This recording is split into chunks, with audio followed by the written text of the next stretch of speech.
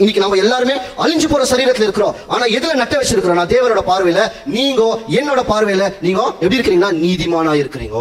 அதுதான் அப்படியே போட்டு காமிச்சிருக்கிறார். இந்த இடத்துக்கு நம்ம வரணும்னு வைங்களேன், முதல்ல என்ன செய்யணும்னா, முதல்ல அந்த கரு வைக்கப்பட்டிருந்துச்சு அந்த சின்ன முட்டை, அதுல இருந்து அந்த புதிய சிருஷ்டி வெளியே வந்தா தான் இங்கேயே வர முடியும்.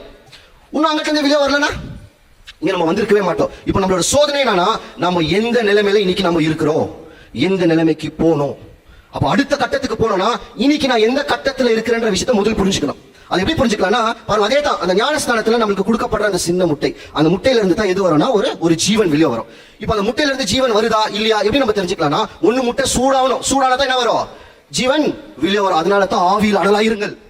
எப்போ நம்ம ஆவியில் அனலா இருக்கிறோமோ அப்ப அந்த முட்டைக்குள்ள நம்மளுக்குள்ள இருக்கிற அந்த வைக்கப்பட்ட அந்த வித்து முட்டை என்ன இருக்குதுன்னா சூடாயினே இருக்குது. அப்பதான் அந்த புதிய சிருஷ்டி வெளியே வரும். அந்த புதிய சிருஷ்டி எது தெரியுங்களா? புதிய சிந்தனை. அவ்வளவுதான்.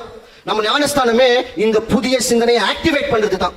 நீங்க இதுக்கு மேல சிந்திக்கிற சிந்தனை புதுசா இருக்கணும். பழையதை சிந்திக்காதீங்க. புதுசா நம்ம என்னென்ன பழைய சிந்திச்சிருந்தோமோ அதுக்கு ஆப்போசிட்டா சிந்திக்கிறதா புதிய சிந்தனை. அப்ப இந்த புதிய சிந்தனை சிந்திக்கலன்னு இந்த முட்டை என்ன இருக்குதுன்னா நாளுக்கு நாள் கெட்டு போய் இருக்குது. அதனால தான் ஏசாயா 61ஆம் அதிகாரத்தை நம்ம ஞாபகம் வச்சுக்கணும். எப்படி ஞாபகம் வச்சுக்கணும்னா, கர்த்தரோட ஆவியின் மேல இருக்கு. நம்மளோட வேலை என்னன்னா, தலை செஞ்ச வேலையை இன்னைக்கு சரீரம் என்ன பண்ணணும், செய்யணும். ஞானஸ்தானத்தை எடுத்துட்டு ஒரே ஒரு ஓரமா கை கட்டிக்கின்னு அமைதியா வருது, அமைதியா போறது, நான் உண்டு, என் வேலை உண்டு, எனக்கு என்ன கவலை அப்படின்னு இருக்கிறோம் இல்லைங்களா? அப்படின்னா இயேசு கிறிஸ்துவோட எல்லா தேவனோட திட்டத்தின் மேல் எனக்கு என்ன கவலை? அது சகோதரர்கள் பண்ணின்னு போயினே இருக்கிறாங்க. அப்படி இருக்கிறோம் இல்லைங்களா? முட்டை வேலையை செய்யல. அந்த முட்டை என்னன்னா இன்ஃபர்டைல் அப்படின்றாங்க. அப்படின்னா அது ஒண்ணுமே இல்லைன்றாங்க, வேஸ்ட தூக்கி போடுறாரு. அதே சமயம் என்ன ஞாபகம் வச்சுக்கோங்கன்னா, ஒரே தடவை தான் கொடுக்கப்படும். நம்ம ஞானஸ்தானம் எப்படி ஒரே ஞானஸ்தானமும், அதே போல கிறிஸ்துவின் கரு நமக்குள்ள வைக்கிறது ஒரே தடவை தான், ரெண்டாவது தடவை இல்ல. அப்போ ஒரே தடவை நம்ம வாங்கி இருக்கிறோம் இல்லைங்களா? இது மேல நம்ம எப்படி பயமா இருக்கணும்? இதை இதுக்குள்ள இருக்கிற அந்த ஒரு ஜீவனை விலை எடுக்கணும்னா எந்தெந்த காரியங்களை செய்யணும்? அதுக்கு இயேசு கிறிஸ்து கொஞ்சம் படிச்சா நமக்கு தெரிஞ்சிடும். இயேசு கிறிஸ்து ஞானஸ்தானம் எடுக்கிறாரு இல்லைங்களா? ஞானஸ்தானம் எடுத்த உடனே இயேசு கிறிஸ்துக்கு வந்த முதல் சோதனை யார்கிட்ட இருந்து? பிதாவாகிய தேவனுக்கிட்ட இருந்து. சாத்தானுக்கு நெக்ஸ்ட் தான் வராரு.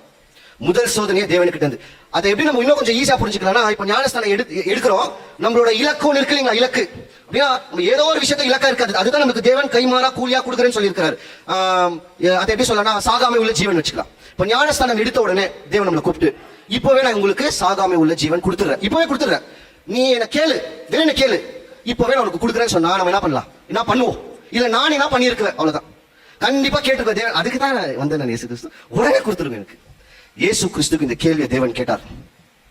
2ஆம் சங்கீதத்துல இருக்கு, வாசிக்கலாம். 2ஆம் சங்கீதம் 7ஆம் வசனம் 8ஆம் வசனம். 2ஆம் சங்கீதம் 7 மற்றும் 8ஆம் வசனங்கள். தீர்மானத்தின் விவரம் சொல்லுவேன். கர்த்தர் என்னை நோக்கி, நீர் என்னுடைய குமாரன்,